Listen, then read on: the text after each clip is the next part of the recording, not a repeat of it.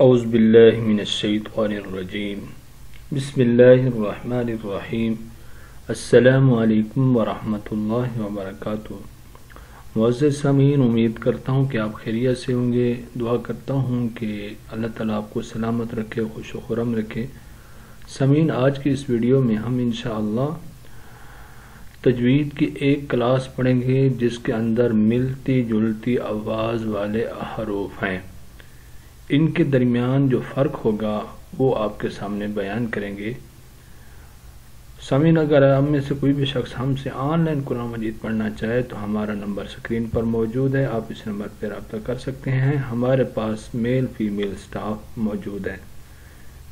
آئیے سبق شروع کرتے ہیں۔ سبق کا عنوان ہے ملتی جلتی آواز والے حروف۔ سب سے پہلے نمبر 1 جو ہے حمزہ اور الف میں فرق ہے کہ حمزہ اور الف میں کیا فرق ہے۔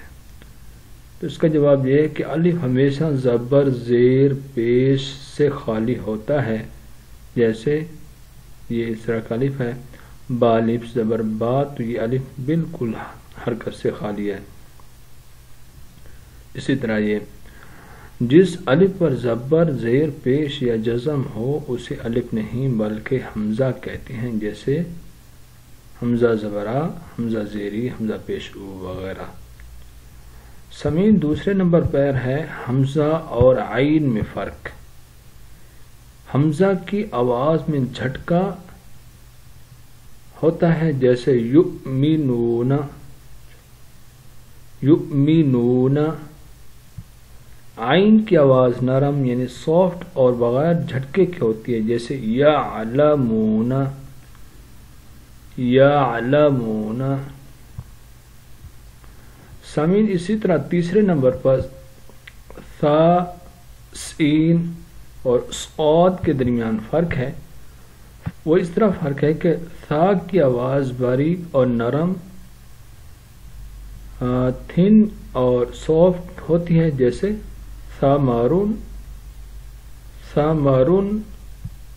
سین کی آواز باریک یعنی تھن اور سیٹی والی یعنی وصل ہوتی ہے، جیسے سبیل، سبیل۔ اور صاد کی جو آواز ہوتی ہے وہ موٹی ہوتی ہے یعنی بولڈ اور سیٹی والی ہوتی ہے، جیسے صبر، صبر، صبر، صبر۔ سامعین، چوتھے نمبر پر تا اور طا میں فرق ہے۔ وہ اس طرح کہ تا کی آواز باریک یعنی تھن ہوتی ہے، جیسے یتلون، اور طا کی آواز موٹی یعنی بولڈ ہوتی ہے، جیسے مطلع، مطلع۔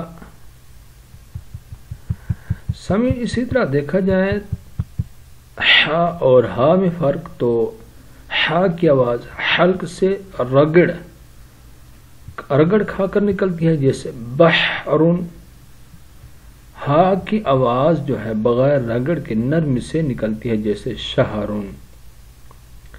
اسی طرح ذال اور زا، وا اور واد میں فرق۔ یہ بھی فرق بالکل واضح ہے کہ ذال کی آواز باریک اور نرم ہوتی ہے، جیسے ذکر، ذکر۔ اور زا کی آواز سخت اور باریک، سخت باریک اور سیٹی یعنی تھن اور وصل والی ہوتی ہے، جیسے زینتن، زینتن۔ زبر، زبر، زبر۔ اور وا کی آواز جو ہے نرم اور موٹی، سافٹ اور بولڈ ہوتی ہے، جیسے ظلم، ظلم۔ اسی طرح واد کی آواز بہت موٹی ہوتی ہے، جیسے ضرب، ضرب، ضالین۔ سامعین، اسی طرح دیکھا جائے قاف اور کاف کی آواز کو تو ان میں فرق بھی بالکل واضح ہے۔ قاف کی آواز موٹی یعنی بولڈ ہوتی ہے، جیسے قمرن، اور کاف کی آواز جو ہوتی ہے تھن یعنی باریک ہوتی ہے، جیسے کافر، کافر۔ جی سامعین، امید کرتا ہوں کہ آپ کو یہ لیسن سمجھ آ گیا ہوگا۔